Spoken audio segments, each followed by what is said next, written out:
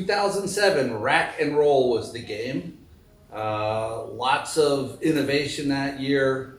The game consisted of placing inflatable round pool floats, big lifesavers, as it were, onto this crazy 8-legged, 3-tiered round rack.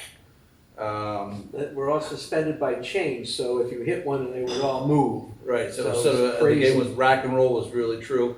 We came up with a very novel solution to pick the tubes up. We used a suction cup and a piston-driven vacuum system that sounded like a duck quacking as we went around the field. Quack, quack, quack, quack. Yeah, it was really pretty funny. Yeah. Along with that year, we built. Yeah, that was the first year we built our own transmissions. We had relied heavily on purchasing transmissions from some of the third-party vendors, but that year we had a group of students who were interested in designing and constructing their own transmission. It was a single-speed, custom-made transmission that worked very reliably, lasted the entire season without incident, which is the important thing.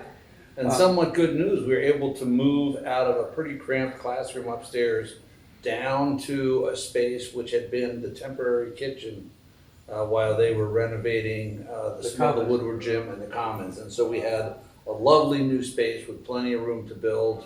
We were spoiled. And we got more and more team members. Lots of kids. Yeah. I remember we ran into a small problem with our vacuum system. You remember that? Yeah, I think a high pressure system came in, which caused the tubes to deflate a little bit.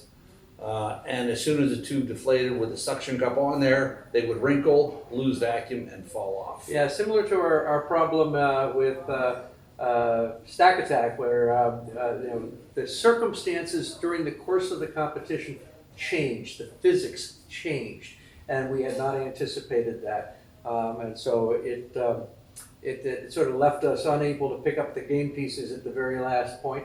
We did make it to the semifinals at New Jersey, Correct. Which was pretty exciting, and then that qualified us for a trip to Atlanta, where, shall we say, it was not an exciting season in Atlanta. Yeah, we struggled in Atlanta, but it's really, that's not important. It's really just to get there. One memorable time for this robot was my son Graham, a middle schooler at the time, decided he would show the judges how strong the ramps were. The robots had to climb on top of each other at the end of this game, and we had these beautiful metal ramps that shot down, and Graham was showing the judges how strong they were, and one collapsed, creating quite a bit of confusion. Well, it not only showcased exactly the opposite of what we intended to showcase, but then we had to fix it before our next match, which proved to be a little challenging. Yes. We've learned a lot about how to make sure our robots are repairable in the heat of battle. Oftentimes we are trying to fix something with minutes to spare between one competition and the next one. Just a couple of weeks ago we were competing, had to replace a potentiometer in 7 minutes between matches. And if we didn't have the spare available and ready to go, we would have been fried.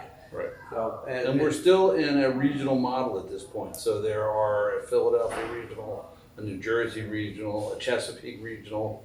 That was soon to change, and we'll talk about that later as we move towards a more localized district model, which coincidentally made the time between matches even shorter. Right. So many more plays, much shorter time between matches. Yeah. Another great season. The seeds at this time were also in the works for, we're done the gym and the commons area.